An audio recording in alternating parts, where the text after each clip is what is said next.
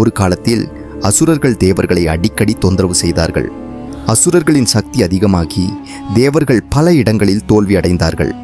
அதனால் தேவர்கள் எல்லாம் சேர்ந்து ஒரு பெரிய போருக்கு தயாரானார்கள். போருக்கு முன் வெற்றி பெற ஒரு பெரிய யாகம் செய்ய முடிவு செய்தார்கள். அவர்கள் சிவபெருமானிடம் கேட்டார்கள், யாகத்தை தொடங்க முதலில் யாரை பூஜை செய்ய வேண்டும்? சிவபெருமான் சொன்னார், முதலில் என் மகன் கணபதியை பூஜை செய்யுங்கள். ஆனால் சில தேவர்கள் அதை பெரிதாக எடுத்துக்கொள்ளவில்லை. அவர்கள் விநாயகரை பூஜை செய்யாமல் யாகத்தை தொடங்கினார்கள். அதனால் யாகத்தில் திடீரென பல தடைகள் தோன்றின. யாகம் சரியாக நடைபெறவில்லை. இருப்பினும் தேவர்கள் போருக்கு புறப்பட்டார்கள்.